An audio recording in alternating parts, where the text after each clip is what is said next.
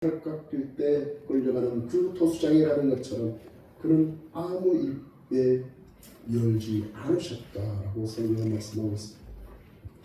우리 주님의 그 고난은 우리를 대신한 그 예언의 말씀으로 그 예언이 성취되었던 것입니다.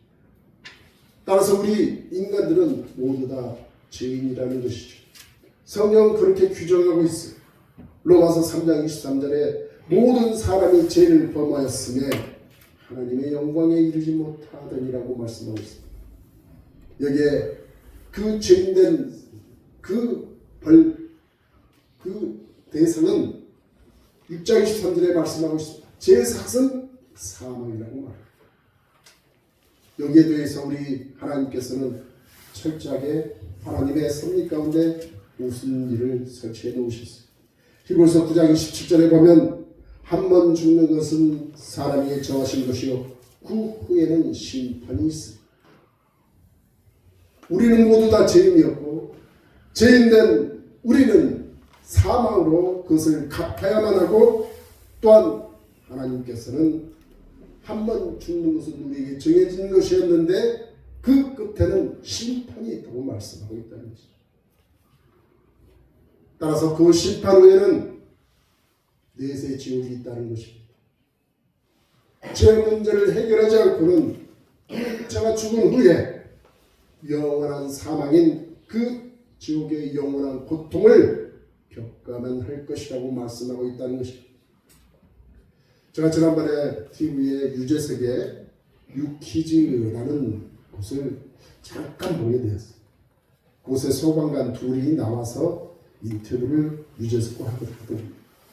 유재석이 그 소방관들에게 뭐를 질문했는지 모르겠는데 그 심판관들이 이렇게 얘기를 해요. 자신들이 그 경상도 쪽에 일어난 그 사건을 끌려고 그 현장에 있었을 때 그때 그 불이 타오르고 있는 그 모습을 어떻게 표현을 했는데 그 표현이 제 귀에 너무너무 아주 강하게 들려오더라고요. 그들이 그 산불의 현장에서 그 불을 끌려고 하고 있는 그 순간에 그들은 이렇게 고백합니다. 불이 타오르고 있는 그 주변을 둘러보면 새빨간 불이 막 타오르는데 거기에서 이상한 소리가 들립니다. 그 들리는 소리는 악마의 속삭임같이 자기 귀에 들리더라는 거예요. 소방관 막 불이 타오르는 소리겠죠. 그러면서 그 새빨간 그곳이 마치 지옥과 같더라 얘기를 합니다. 그렇습니다. 물론 그때 그 당시에 희생되었던 그분들에게는 참 죄송한 얘기죠. 바로 우리가 죽은 뒤에 우리가 심판받을 때 벌어질 일들이 그와 같다라는 것입니다. 우리 주님의 그 고통이 얼마나 컸는지 우리는 우리 주님이 걸어왔던 그 모습을 그려보면서 그래도 약간의 그 고통을 맛볼 수가 있게 됩니다. 십자가의 그 고난은 모든 인간의 죄악으로 인한 무서운 고통이라는 것입니다. 그 지옥의 고통과 일맥상통하는 우리 주님의 가신 그 십자가의 고난의 길, 이렇게 표현할 수 있기도 합니다. 십자가의 그 고통은 지옥의 예고편이라고 말합니다. 우리 주님의 경고하신 말씀도 기록되어 있어요. 마가복음 9장 43절로 49절에 이렇게 말씀이 기록되어 있습니다. 만일 너의 손에 너를 범죄케 하거든 그것을 찍어버리라고 얘기합니다. 불구자로 영생에 들어가는 것이 두 손을 가지고 지옥에 꺼지지 않는 불에 들어가는 것보다 훨씬 낫다고 얘기합니다. 또 주님은 네 발이 너를 범죄케 하거든 찍어버리라고 얘기합니다. 쩔뚝발이로 영생에 들어가는 것이 두 발을 가지고 지옥에 들어가는 것보다도 낫다고 또 얘기하십니다. 여기에 대해서 너의 두 눈이 너를 범죄케 하거든 빼버리라고 얘기합니다. 한 눈으로 하나님의 나라에 들어가는 것이 눈을 가지고 지옥에 던져지는 것보다 낫다고 얘기해요. 그리고 거기는 구더기도 죽지 않고 불도 꺼지지 아니하는 곳이라고. 사람마다 불로써 소금치듯 함을 받으리라 얘기해요. 그 지옥의 모습이 내 손과 내 팔과 내 두 눈을 없애는 그 고통스러운 그 현장. 우리가 이 사망의 고통을 모면하고 천국의 그 영원한 생명을 얻을 수 있는 길이 있습니다. 그것은 오직 하나, 예수님의 십자가의 그 고난이 나를 대신하고 있다는 것을 믿는 것입니다. 그럴 때야만이 하나님께서 나의 죄를 사해 주시고 모든 사망의 고통에서 구원해 주신다고 약속하고 계시다는 것이죠. 로마서 3장 24절에 그리스도 예수 안에 있는 구속으로 말미암아 하나님의 은혜로 값없이 의롭다 하심을 얻은 자 되었느니라 말씀하고 있습니다. 또한 요한복음 5장 24절에는 내가 진실로 진실로 너희에게 이르노니 내 말을 듣고 또 나 보내신 이의 말을 믿는 자는 영생을 얻고 심판에 이르지 아니하니 사망에서 생명으로 옮겼느니라 말씀합니다.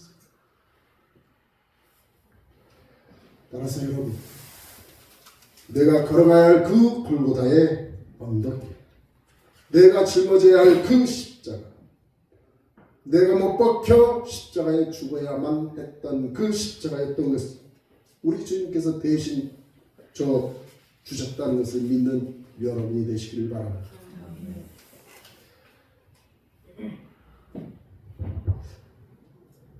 이 찬송가 조금 어려운데 우리 찬송가 해볼까요?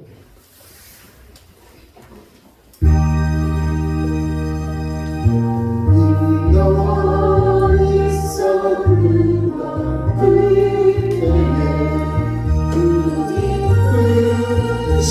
십자가에 달릴 때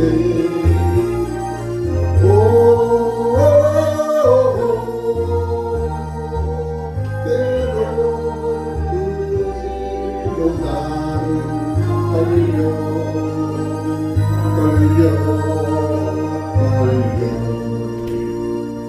어디 너 있었는가 그때에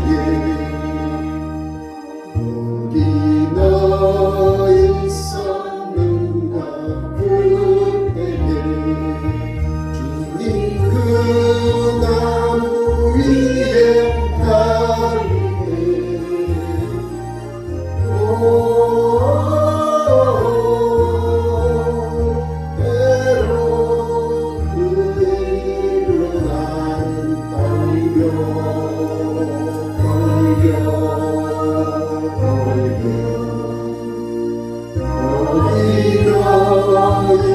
있었는가 그때에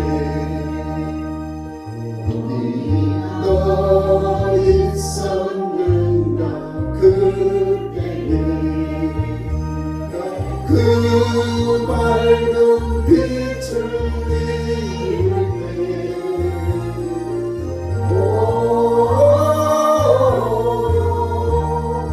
때로 그 일로 나는 떨려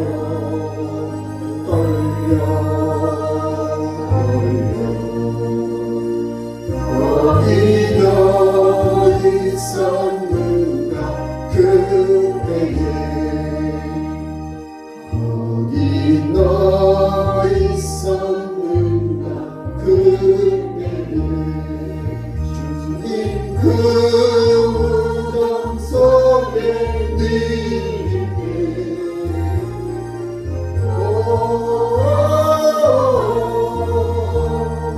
때로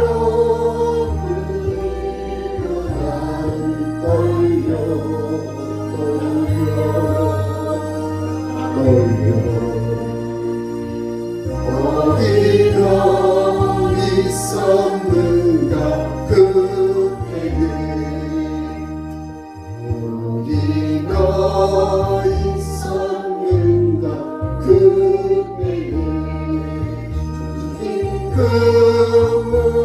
무덤에서 나올 때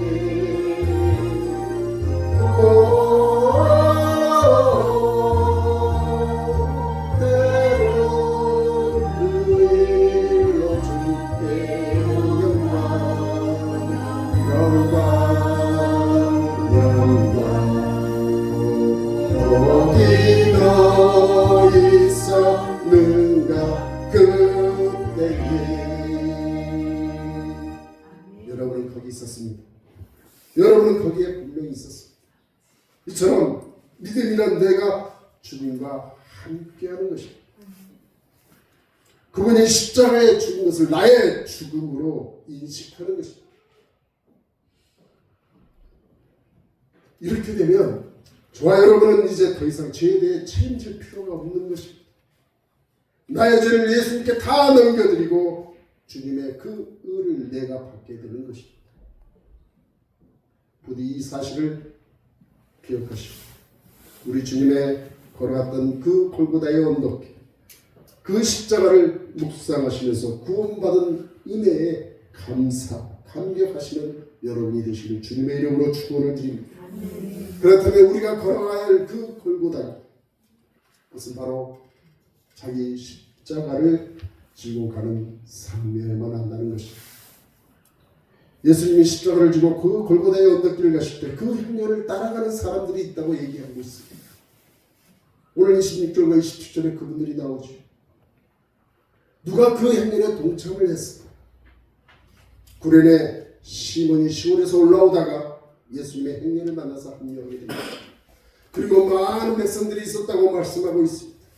그리고 거기에는 가슴을 치며 슬퍼하는 여인도 있었다고 얘기하고 있습니다. 그 외에도 여기에 기록되지 않은 많은 사람들이 있었을 것입니다.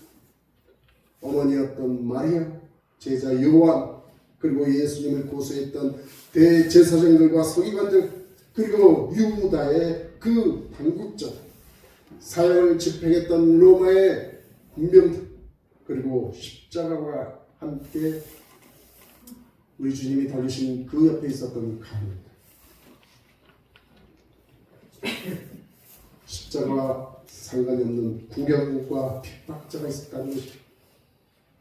그들 모두는 예수님의 그 십자가의 행렬에 따라가기는 했지만 각자 그 의미가 달랐다는 것이죠. 많은 백성들은 그저 구경꾼에 불과했던 것입니다. 그들은 며칠 전에 예수님께서 예루살렘에 입성할 때 그들은 종려 가지를 흔들면서 호산나 호산나를 외쳤던 자들이었는데 지금 주님께서 끌려가신 그 언덕, 골고다의 언덕, 그들은 그저 구경꾼의 모습으로 쳐다만 보고 있었다는 것입니다. 따라서 예수님의 그 가는 언덕길에 아무 관계없었다. 단순히 호기심에 불과했던 구경꾼에 불과했다는 것이죠. 로마 군병들에게 포악하게 끌려가고 있는 우리 예수님은 그 괴롭히고 조롱하고 있는 그 광경, 우리 주님의 그 곳곳에 관심을 가질지언정 그분의 고통에는 전혀 아랑곳하지 않았던 잔인한 사람. 이들은 단적으로 예수님의 십자가와 전혀 상관없는 자들이었다는 것이죠. 또 한 부류 십자가와 상관 있는 믿음의 사람들이 있었다는 것입니다. 예수님의 행렬을 따르는 중에 슬피 우는 여인들이 있었다고 성경은 말하고 있습니다. 어머니 못 마리아, 그리고 평소에 예수님을 믿고 따랐던 수많은 여인들, 그리고 다른 제자들은 다 도망가고 없었지만 요한은 모친 마리아 곁에 동행했다고 기록하고 있습니다. 이들은 예수님의 십자가와 상관이 있는 사람들이라는 것이죠. 이들은 예수님의 십자가의 그 대속으로 구원을 받고 영원히 천국에 들어갈 사람들이었다는 것입니다. 예수님이 걸어가신 그 골고다의 언덕길, 예수님이 못 박히신 그 십자가는 모든 사람을 둘로 나누고 있다는 것이죠. 구원받을 자와 멸망받을 자, 천국에 들어갈 자와 지옥에 들어갈 자. 우리는 예수님의 그 골고다의 길을 믿음으로 따르는 자가 되어야만 구원을 받은 자, 천국에 들어갈 자가 된다는 것입니다. 십자가와 상관 있는 믿음의 사람들이 될 수 있다는 것입니다. 따라서 우리는 겨우 믿음으로 구원받는 데 그쳐서는 안 된다는 것입니다.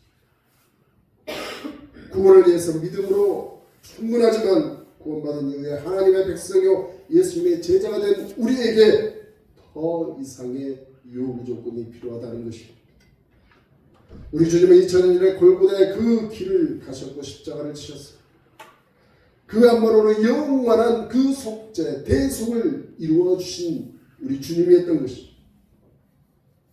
그러나 그리스도의 복음에 합당한 삶을 살아야 하고 복음 전파를 위해 우리에게 남겨주신 그 고난의 순간을 우리는 내 십자가를 지고 그 주님을 따라가야 한다는 것입니다. 이게 바로 우리에게 맡기신 우리 주님의 소망이었다는 것입니다. 오늘 주님의 그 십자가를 억지로 대신진 한 사람이 나옵니다. 고레네 시몬. 그는 황당하게도 그냥 지나가는 길에 주님이 지신 그 십자가를 대신 짊어지게 되었어요. 그는 자발적으로 지지 않았어요. 하지만 그는 그 십자가를 통해 축복을 받은 자였어요. 시몬은 구레네 사람. 구레네라는 곳은 아프리카에 있는 지역의 디아스포라, 즉 유대인들이 자기들의 있는 땅을 떠나서 우리로 치면 이민간자라는 뜻입니다. 그 이민간 구레네 시몬이 하나님 앞에 제사를 드리기에 6월달에 지금 예루살렘에 와서 느닷없이 예수님의 십자가를 자기가 원치 않았지만 짊어지게 된 그 순간의 모습이 지금 우리들이 읽은 대목이라는 것이죠. 우리들도 우리의 삶 속에서 여러분이 짊어져야 할 그 십자가를 억지로 지고 가는 사람도 있을 줄로 믿습니다. 예수님이 지고 갔던 그 사형의 집행장이었던 그 골고다 길을 원치 않은 그 십자가를 짊어간 고린의 신. 우리 주님은 당신의 그 십자가를 초죽음이 된 그 모습으로 더 이상 짊어질 수 없는 그 상황이었습니다. 좀 전에도 말씀드렸던 것처럼 기도와 배신과 철저한 수치심과 고난과 그 역경, 엄청난 그 고통을 감수하시고 걸어가시던 우리 주님에게 고레네 시몬 사람은 불쾌하고 괴로웠을 그 순간에 그는 어쩔 수 없이 그 당시에 지배자였던 로마 군병에 의해서 그 일을 대신하게 됩니다. 하지만 이 구레네 시몬이 주님의 뒤를 쫓아가면서 주님을 바라보았을 때 그의 눈에 비친 주님의 모습은 가히 충격적인 모습이었습니다. 그는 그 충격으로 인해 그의 앞으로에 남아있는 그 인생은 엄청난 변화를 가져오게 됩니다. 마가복음 15장 21절에 보면 그를 이렇게 소개하고 있어요.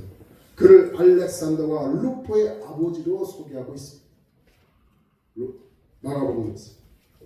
마가복음의 독자, 당시에 이 로마 교회 교인들이 익히 알고 있는 사람이라는 것을 표시하고 있는 것이죠. 그리고 로마서 16장 13절에 보면 로마 교회에 있었던 루포의 어머니가 바울의 1호자였다고 기록하고 있습니다.